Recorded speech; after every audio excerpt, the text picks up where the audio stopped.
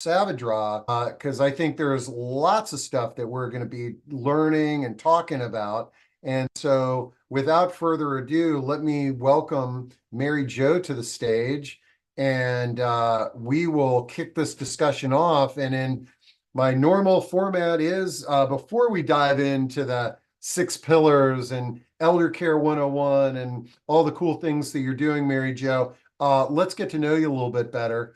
Tell us a little bit about your background and what led you into this interesting career path and becoming an author and all that. Oh, thanks, Steve. And thank you for having me today. I'm so excited to be here with you and your group that I know are faithful followers as well as myself. So thank you for that. So my background is quite varied. I have a high technology background in corporate America. I also have a financial background. And then more recently, I went back to school about 10, 12 years ago and got my master's degree in gerontology. And at that time I was studying business gerontology, which was a brand new field, really looking at how to bring my past toolbox with me and apply it to the study of aging and that messaging, internal and external, that companies have. But during that time, my mom, who was living with my much older sister, they'd had a fall. And so our lives changed overnight. My three brothers and I gathered around to try and figure out what we needed to do. My mom had Alzheimer's disease. And so it was decided that she would come live with me. And I was in the thesis part of my program. So that was a challenge. And then my lovely sister went to live with her eldest son. So I realized as I started caring for her that I had no idea where to get the resources I needed for caregiving. It wasn't easily found, and I was spending a lot of time researching. So of course my business cap went on and thought, okay, well, here's a major gap as I was going through the trenches and the process. And I set that aside, but nonetheless, it was a struggle. She passed away 6 months later. And so that really gave birth to my new focus, where I pivoted quite sharply into care management and went into the process of aging life care professionals and certified aging in place. So it really was the catalyst, I think, like a lot of people in our field. A loved one got us here. Man, well, you said two trigger words in my head: aging life care manager, certified aging in place specialist. For those of before we dive into the deeper into the discussion, Yeah. I love those two professions and certifications. First, let's dive into, for folks that who aren't familiar with what an aging life care manager is. And I think both of us have been around in this business long enough to remember it was when it was called geriatric care manager, and it's still called geriatric care manager in some circles, but the true profession now is aging life care. And while you're talking, I'm going to drop the National Aging Life Care Association Okay. link into chat. Okay, well, it is a wonderful association. Anytime you're looking for professional help in navigating, and navigation is what aging life care professionals specialize in. Typically, an aging life care professional will be a registered nurse, a social worker, or a gerontologist like myself. And so we each come with different specialties, but we're trained to the same level of credentials as advanced professionals. So when you're searching, you want to make sure what you're clicking the boxes for on the Aging Life Care Association website. They have a zip code finder to find people in your area to help out. But it's really about crisis management and care planning. And so an aging life care manager can step in immediately in the crisis situation and help kind of pull you up so that you can take a breath, have an idea of what is going on, what your resources are, and how you can get out of the crisis in the best way possible for the person you're caring for and for yourself. in addition to that, they are a wonderful source for just in general housing and legal and all of the other surrounding areas Yeah, for resources. So I love the profession, and it comes up on a regular basis in our discussions because especially lately, our one of our most popular discussion topics is solo aging. yes, And what I'm delighted to hear about, so many times people in your profession are dealing with crisis situations where an adult child is calling you up because mom fell, I don't know where to start, I need a quarterback, I need a wedding planner, like it. And the but what I'm delighted that is that there's this new crop of clients in your profession who are calling and establishing a relationship with an aging life care manager years before they may need one. In yeah. the event that something happens, it's sort of like they can call or their loved ones can call. It's just a wonderful profession. So now let's dive into the other credential that you carry, which is the aging in place specialist Yes, so a CAP specialist, a or certified, certified aging in place yeah, specialist. certified aging in place specialist. This is something that is credentialed through the National Association of Home Builders. And you go through a course and you sit for your tests on that, your boards, just like the Aging Life Care Manager. And what it does is it teaches you all about what it takes to stay in your home through all the levels of transition that you may progress through as you age. Some of us age with no difficulty in our mobility. Others of us start having mobility issues at very young ages in our 40s and 50s. So your home, in order to stay in it, or age in place, as we call it in our industry, has to have more planning behind it.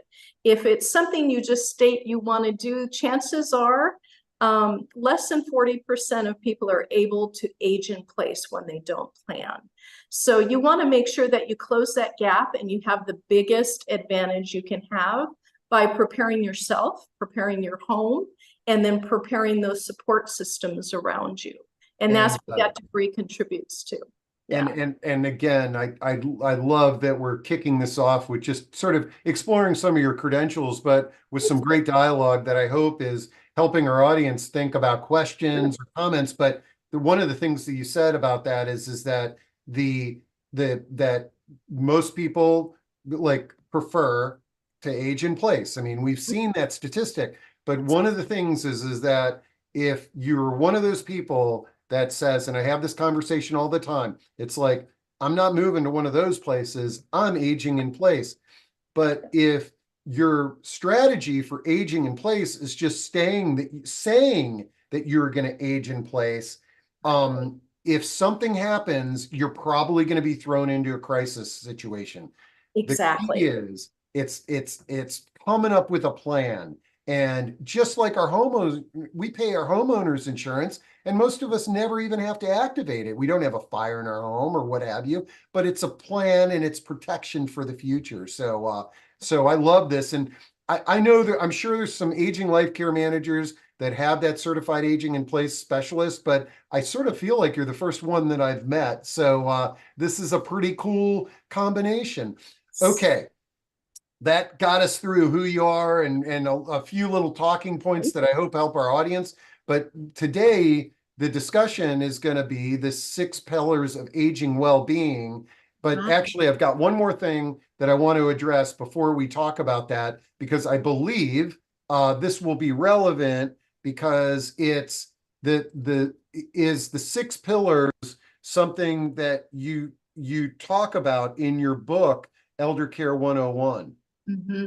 Exactly. Okay, so before we dive into the 6 pillars, and I've got the book on Amazon here, we'll come back to the book in a bit, but tell me a little bit about the process, the why you wrote the book, and then the process you went through with the book. And then let's dive into the 6 pillars, and then maybe we can come back to some of the other topics in the book.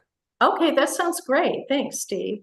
So I wrote the book to kind of pick up the thread of my mother's story. I wrote the book because as I started my own private practice as an aging life care professional, I filled up rather quickly. You can imagine in today's environment, it's very high demand field that you're assisting people with their navigation. And I was actually having to turn people away. And then there are also those people who cannot afford private pay.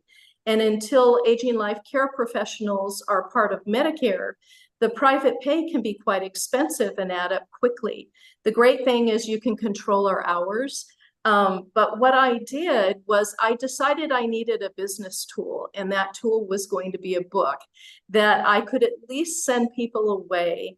If my docket was full, I could send them away with a book that gave them 3 things.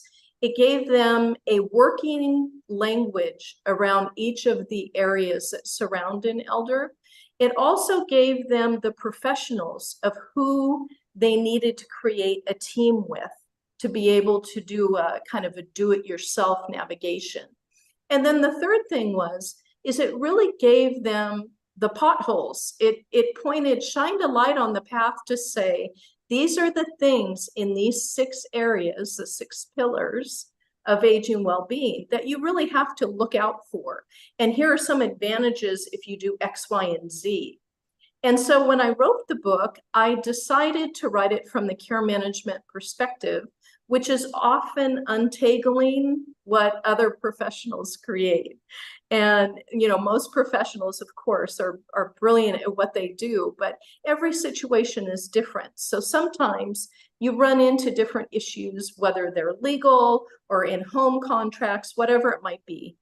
And so I decided to have those professionals come on board and contribute to those chapters so that they're speaking from their credentials, but based on the concerns of what I had learned in private practice and saw as the real challenges and nuggets that people needed to know to be able to move forward.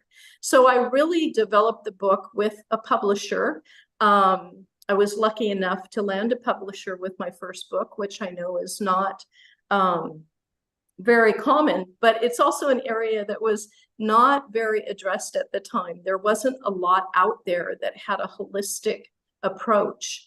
The 6 pillars in the book really address everything from your home, the legal issues, the financial issues, certainly the social, and then also the medical. And then one that most people leave out and don't consider often is the spiritual, which is probably the biggest pillar of all, depending on your ages, depending on your approach to life and everything you're learning as you age. Spirituality is kind of out front and foremost, right? Our well-being and mental health as well.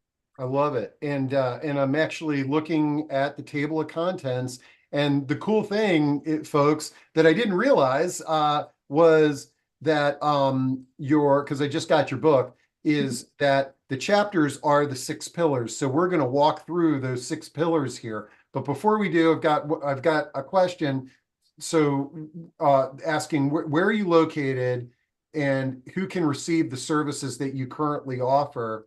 And are they still private pay and individual private services? So we've got people from all over the country, Mary Jo. You're based in Florida.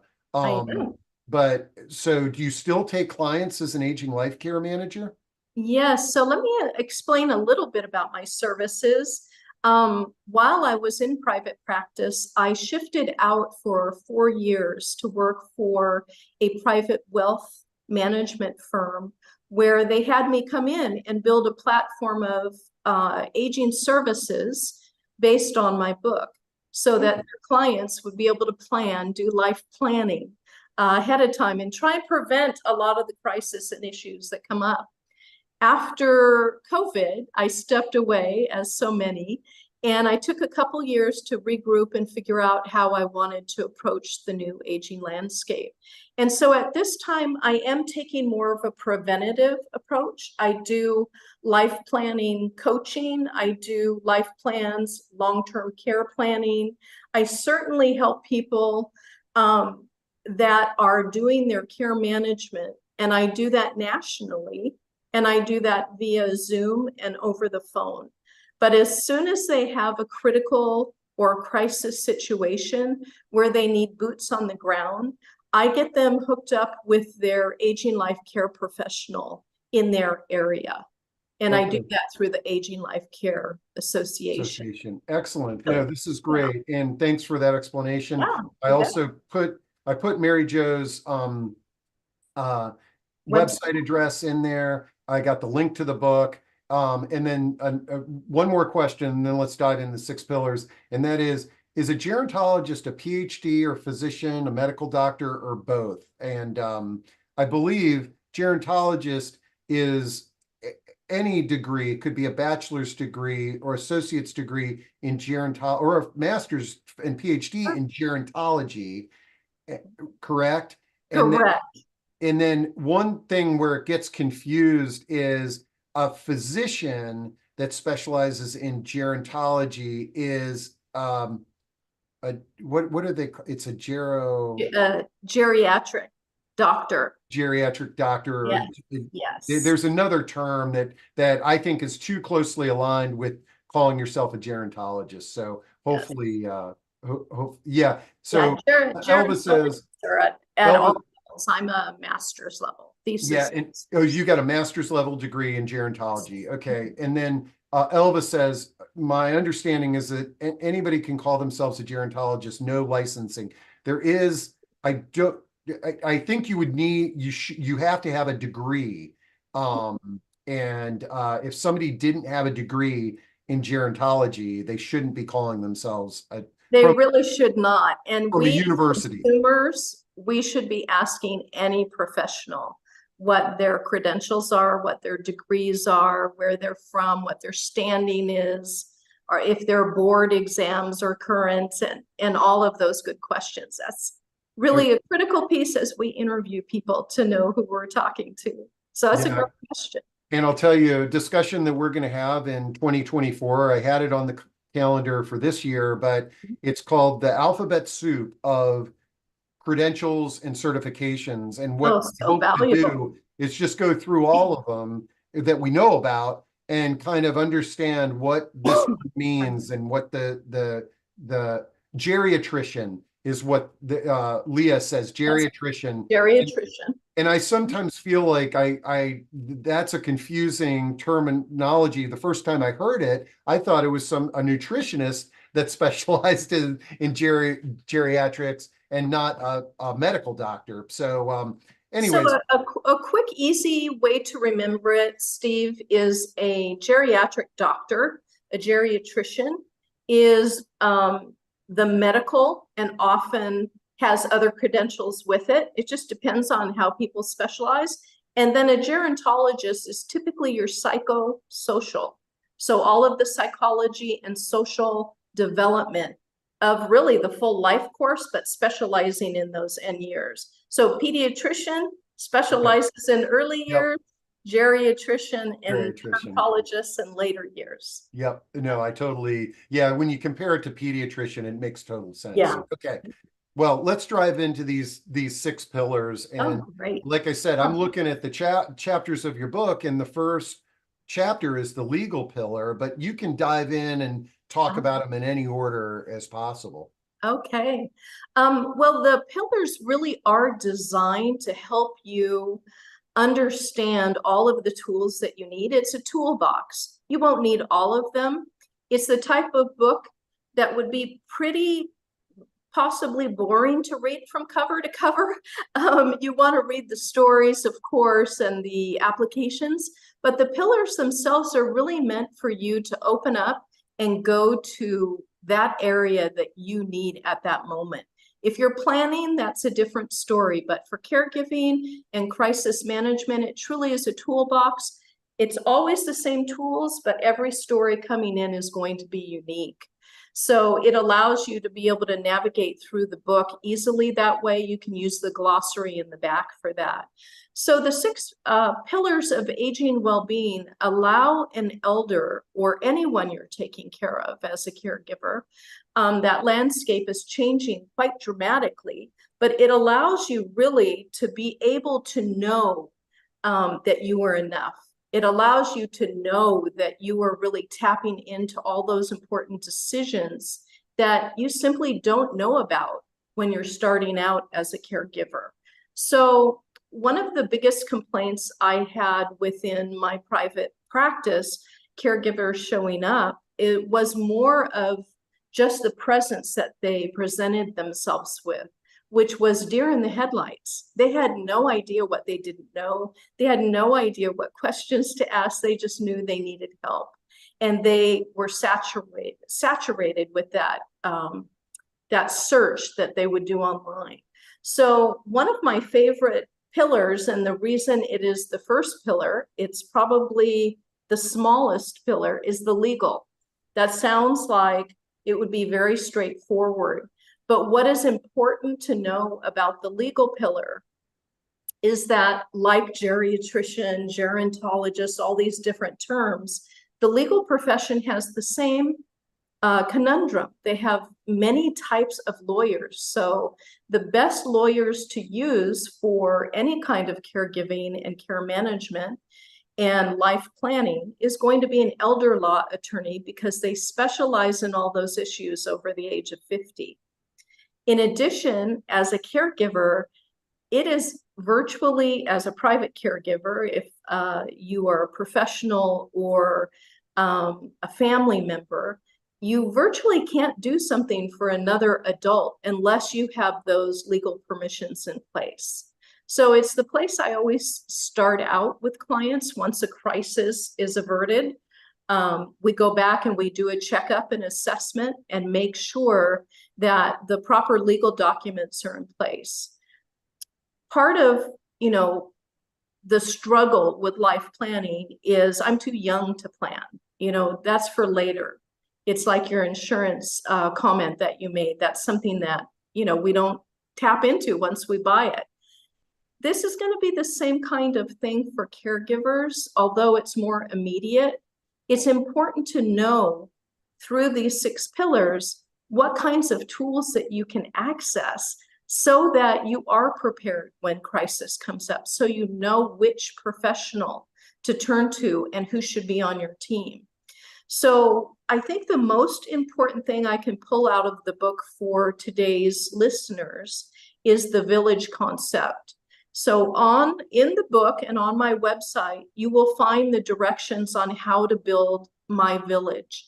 And that becomes critical, and something actually you can start doing at any age, that you intentionally set out to build these 6 pillars of professionals, friends, community services, whatever that might be, to support you through life. And it's just a little more intentional and purposeful. But when you need it, when you're in grief, when you're in crisis, when you're in that dilemma of someone fell down and you're the one who has to help them get through the hospital and navigate with them, it's the wrong time to try and figure out who's best to help you.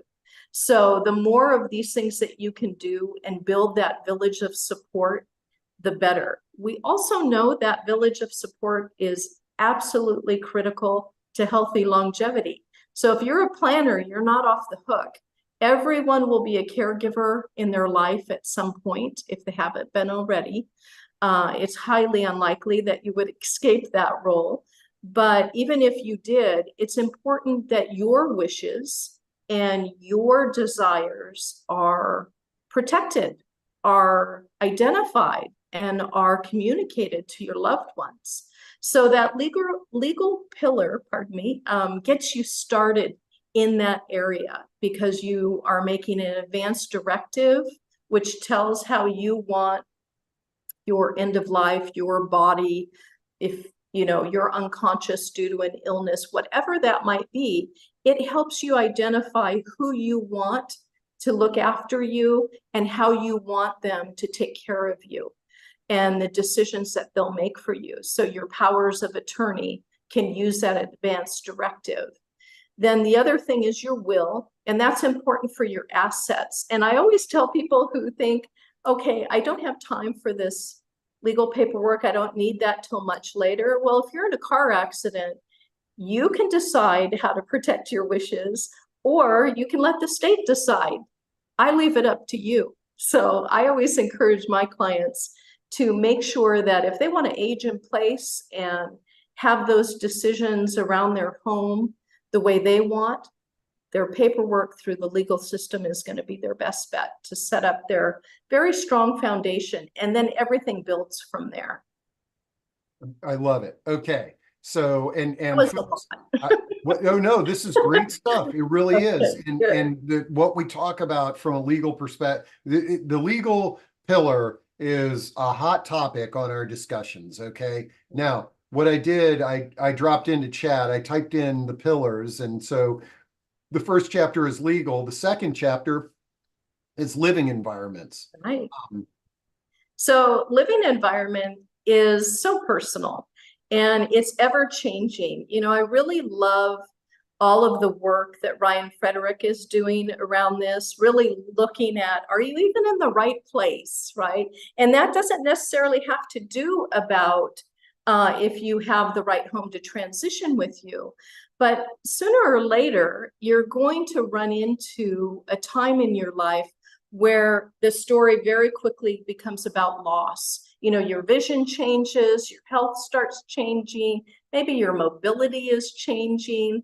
But then all of a sudden, kids are growing up, moving out, moving away, another state, another country. Same thing with friends, boomers, because we are so vibrant and vivacious into later ages. We're moving to Portugal and Costa Rica. We're, trying life out in Kentucky and Tennessee and Florida and different places. So soon that network and that my village idea of building starts changing because people start coming and going.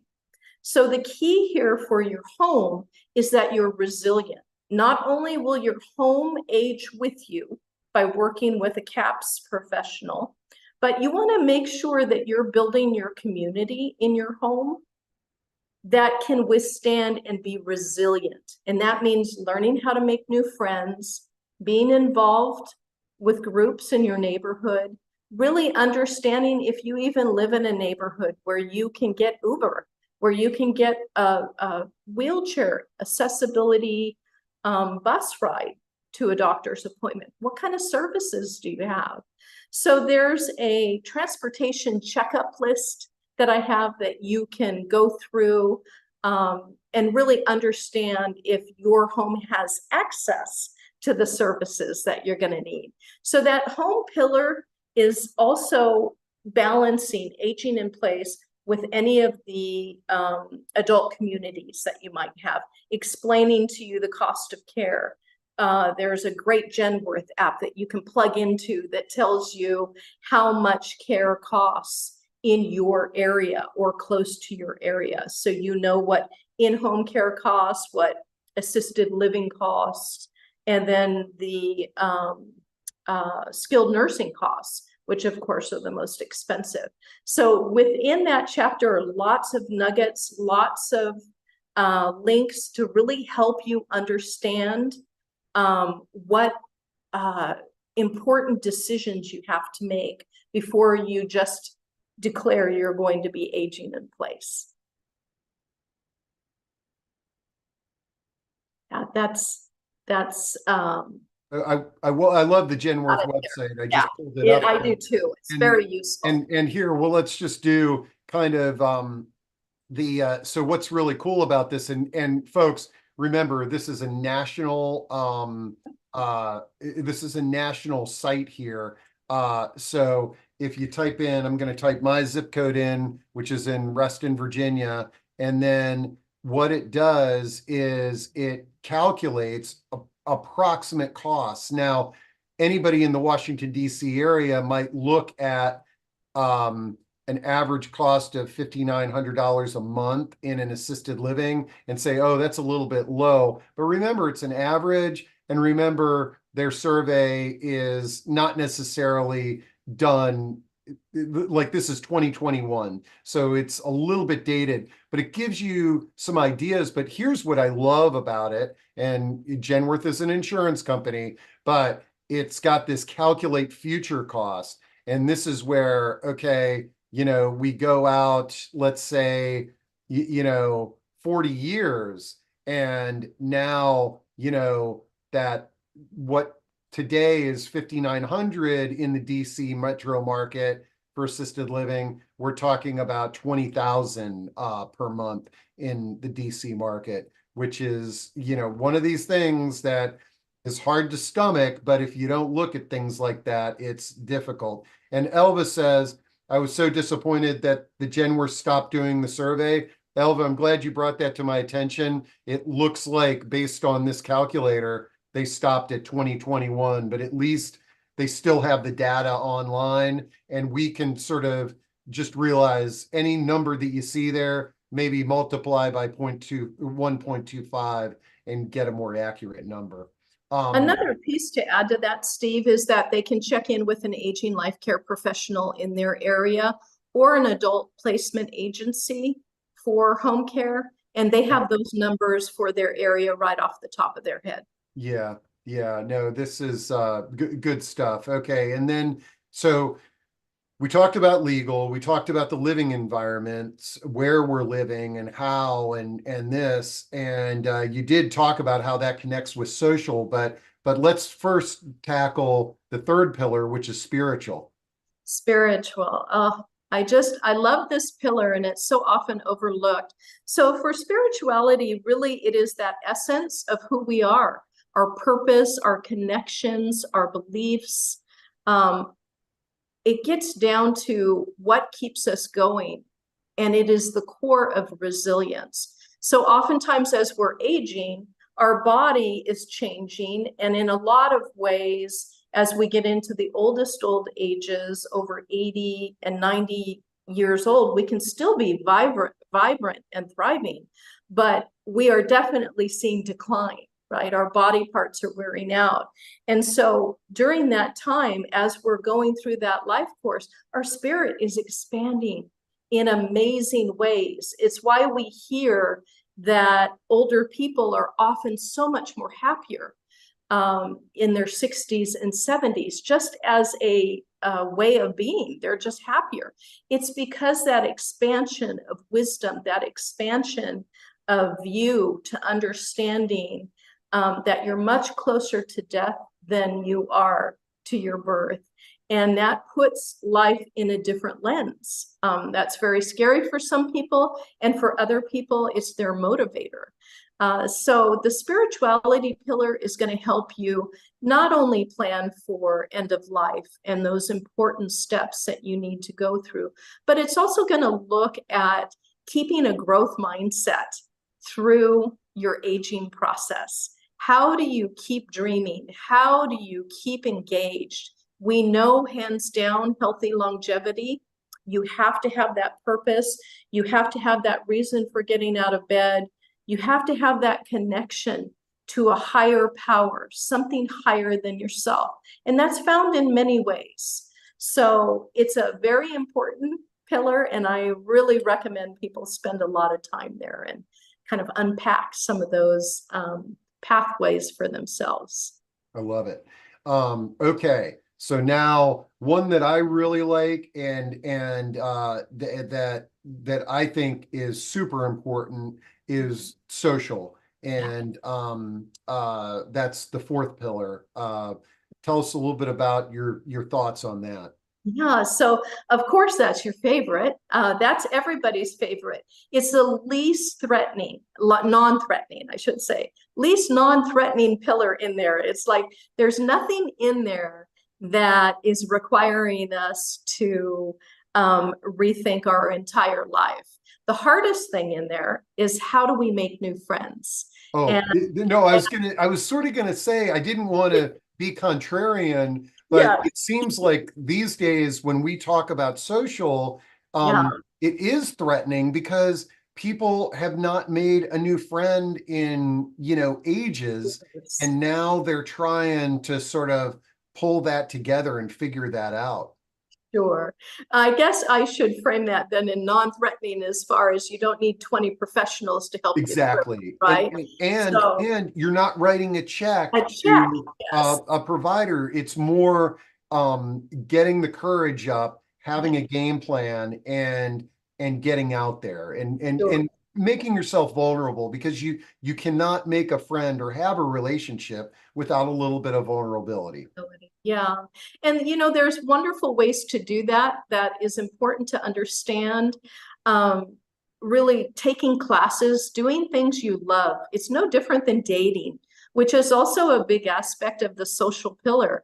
Our love life, our sexual life, our engagement life of being friends, talking with others, intimacy, of sharing problems and triumphs. So again, I go back to that growth mindset.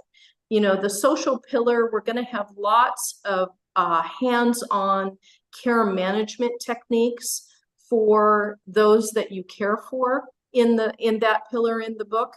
This is important because as adult children, as friends of people that are becoming housebound, or maybe Alzheimer's disease, or becoming older that they don't have access, and a lot of their friends frankly have died, they quickly stop having peers.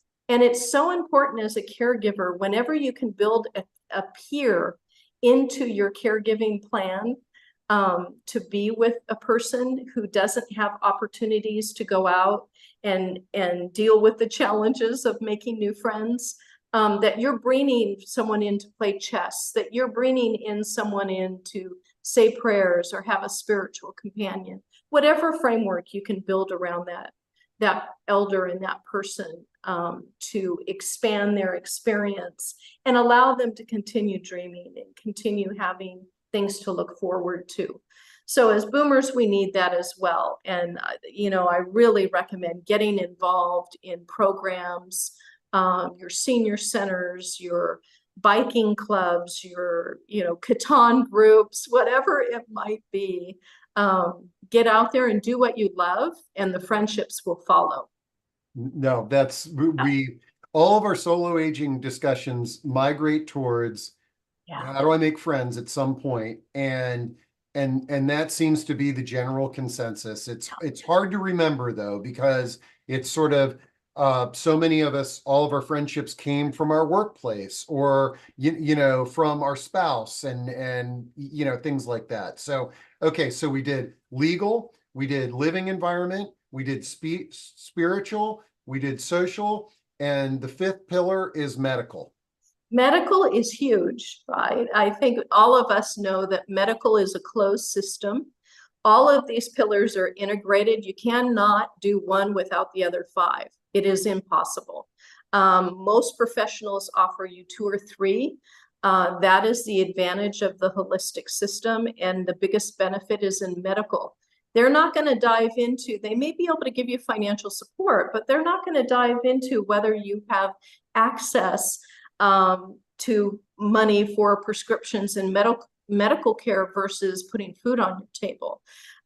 They're very limited in what they can do because of that HIPAA environment, and because of their capacity to step outside that medical purview. So in the medical pillar, we deal with the top 10 chronic illnesses, and we give you the resources there to understand prevention, the professionals, also those really big potholes that you can fall into from all of the other pillars that affect the medical. Your home can completely be blown out of the water by any kind of a very serious medical diagnosis. Your finances can disappear overnight, and bankruptcy can set in. What can you do to kind of get in front of some of these things? So that's what we're going to talk mostly about in the medical pillar from the book's perspective. And then talking with me or another aging life care professional, we can help you dovetail planning ahead, working with your CFP. These are specialized planning services not everybody offers. That is something that I can direct you to or help you with myself. But in the medical field, this is the area of support that is critical to keep you healthy, not just for your day-to-day living, but financially in your home and connected to the people that you love. It affects everything.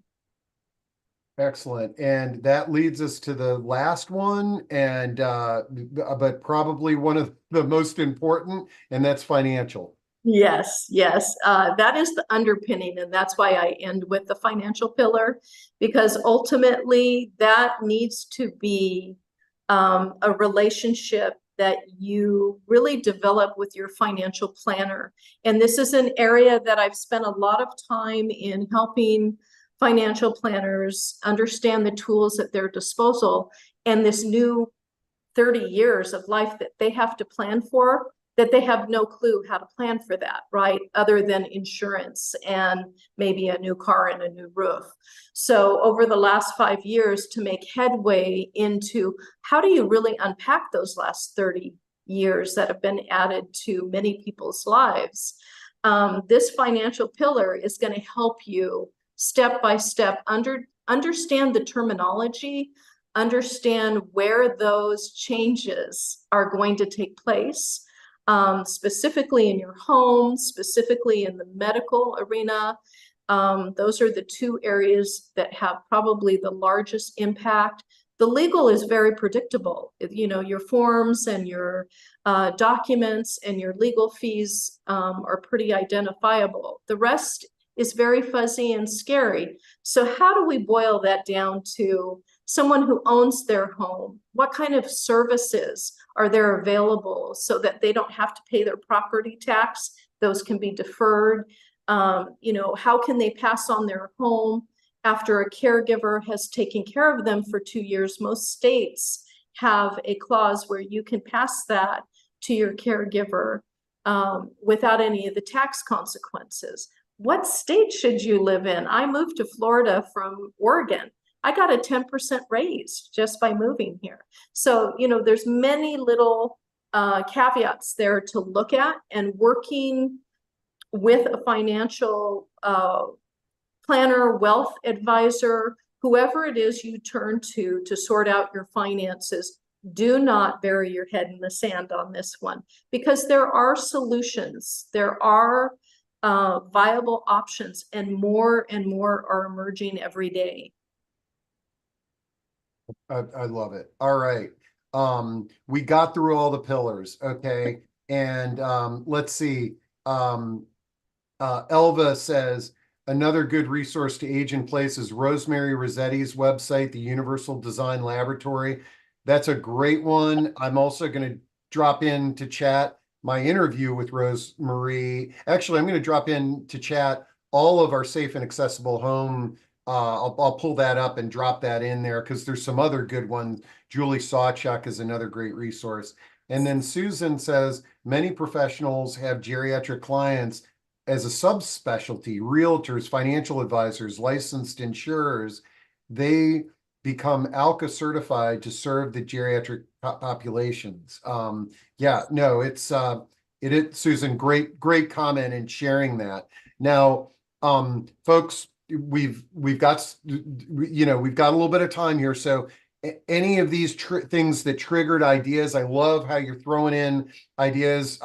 Also, Mary Jo, I love these 6 pillars. It's a great way to organize these resources that are out there. But before we get too late in the hour here, I want to spotlight a really cool thing that you shared with me, and I'm going to go to your website. So, folks, I think this is a brilliant idea.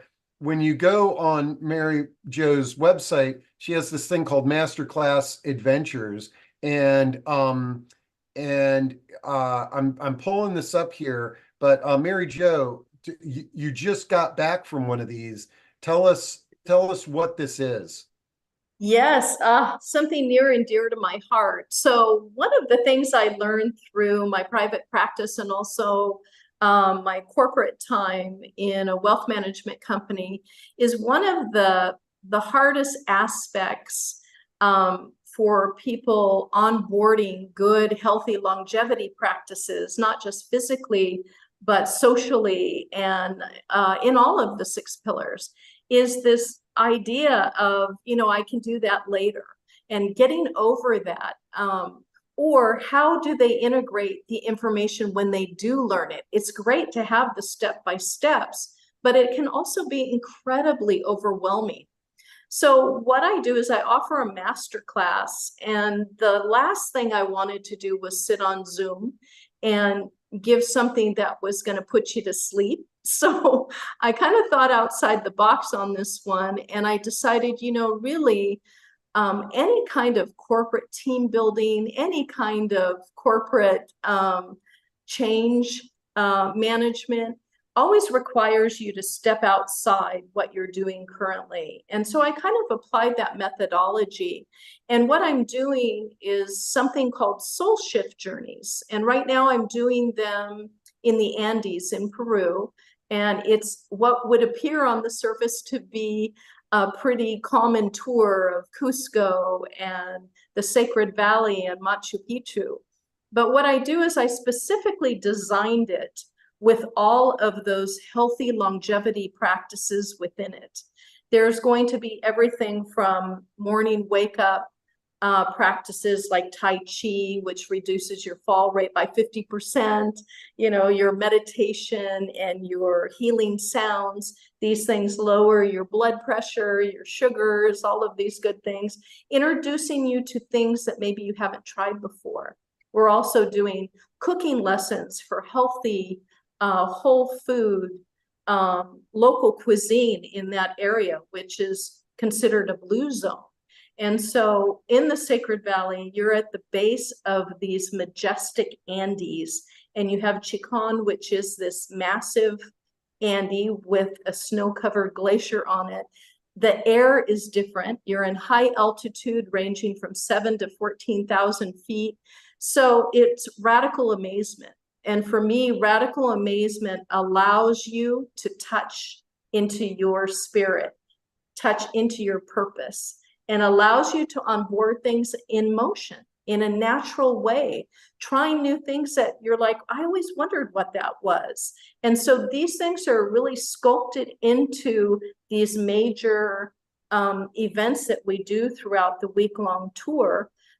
We do horseback riding, we do a lot of hiking, certainly several types of classes and new adventures. So This is so cool. that And really gets you going, so that yeah, then you onboard the information a little more no, permanently. this is great. And I've got your Instagram page up here Yeah. with some photos.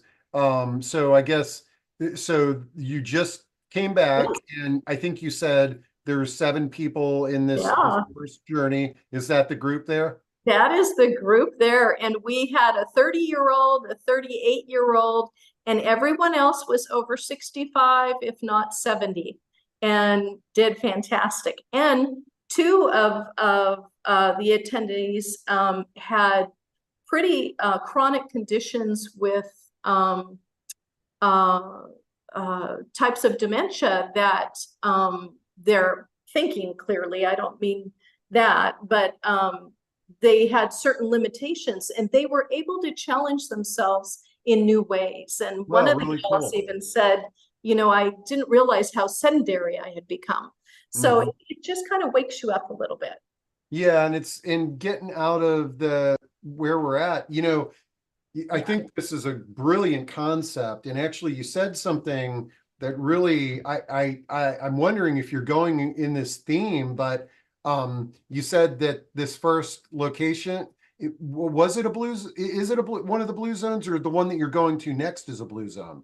So this one within the Sacred Valley, they consider themselves a blue zone.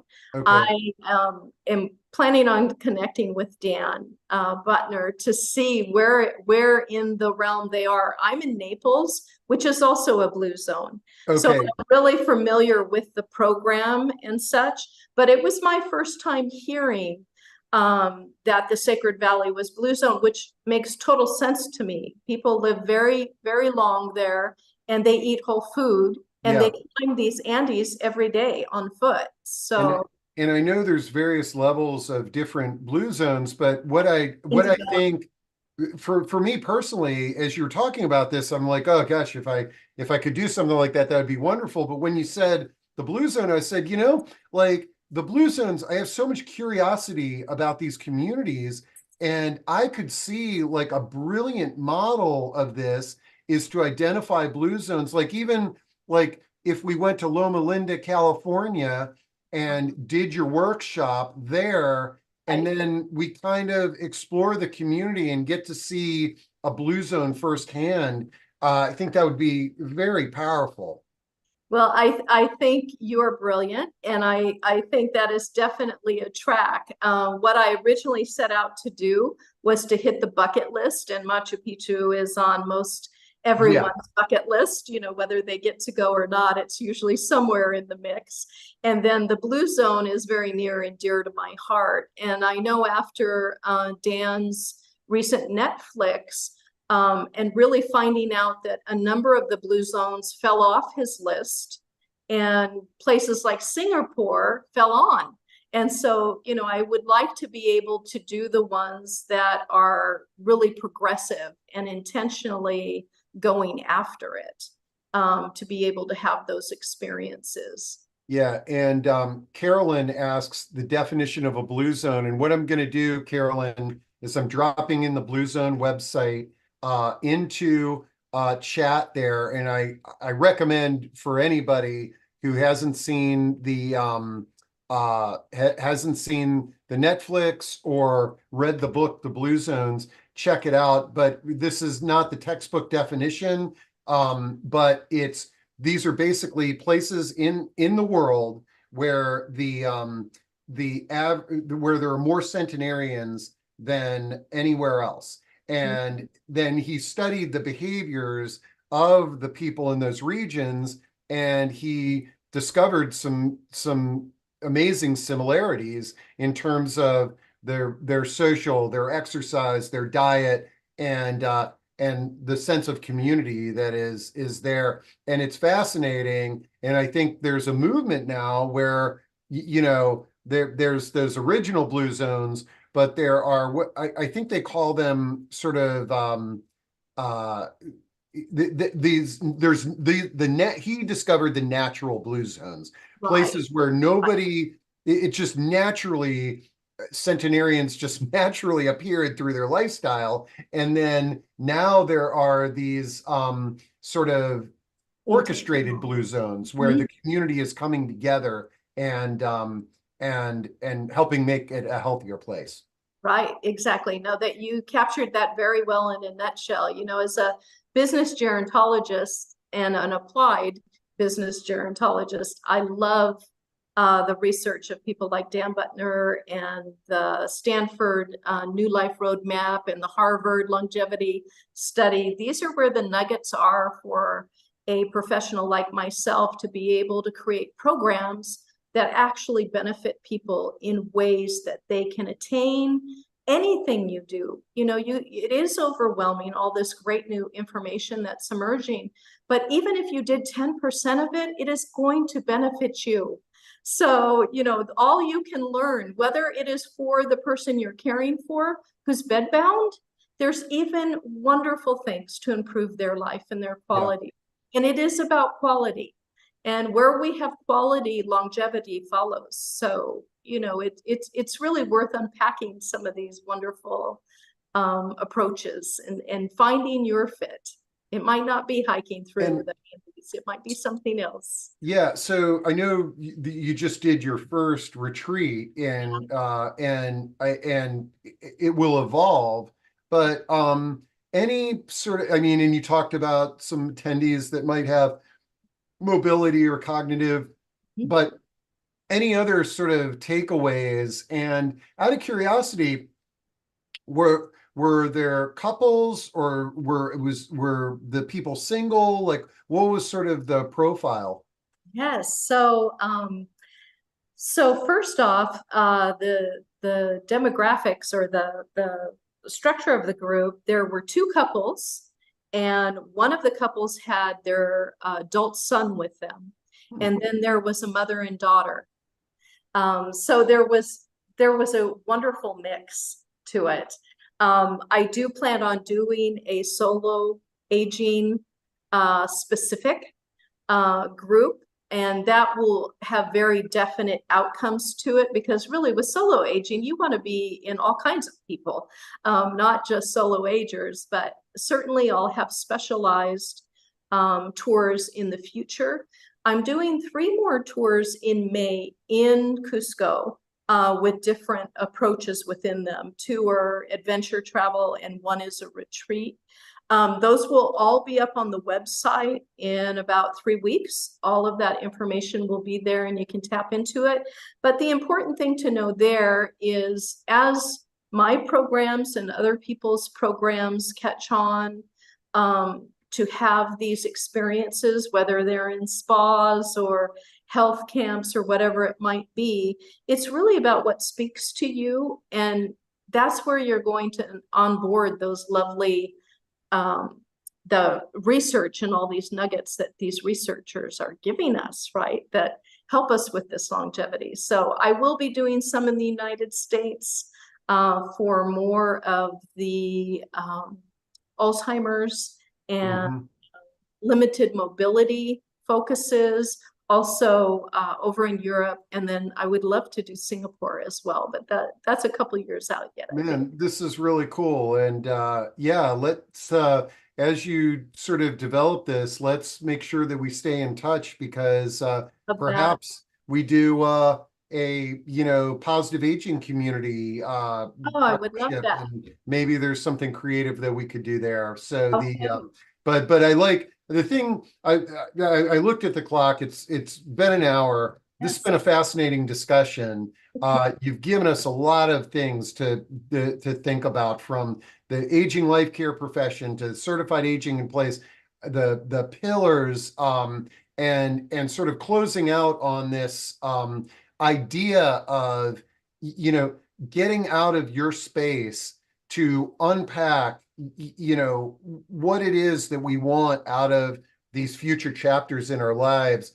That, even if somebody can't afford, or they can't schedule time off, thinking about, take a trip up to get a nice hotel at the town next to yours, and take your mom and just have a spa day, and have on the agenda, hey mom, I got this book, let's talk about these 6 pillars, because I'm curious of what your thoughts are. Oh, I love that. The idea of just getting out of the day to day, and getting out of the house that you insist on aging in place in, is that it's Exactly.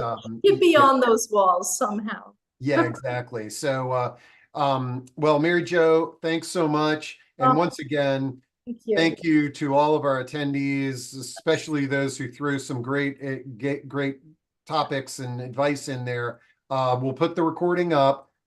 We got one more discussion tomorrow for before we take a nice long break. But I'm gonna, for those of you who are hanging out here, I'm gonna do something different this year. We're gonna have the Positive Aging Community Awards, and what I mean by that is, I want to recognize, like, our most popular discussions for the year, but then also recognize the ones that were most interesting to you. And so if you signed up for this, you'll receive an email from me sometime during the holidays, where you could vote on, like, a People's Choice Award, or just share with me what really worked for you. And then in January, we'll recognize everyone. And Mary Jo, I'm going to try to invite every single person that was on our discussions, because I really want to celebrate all, I think I did close to 150 of these things this year.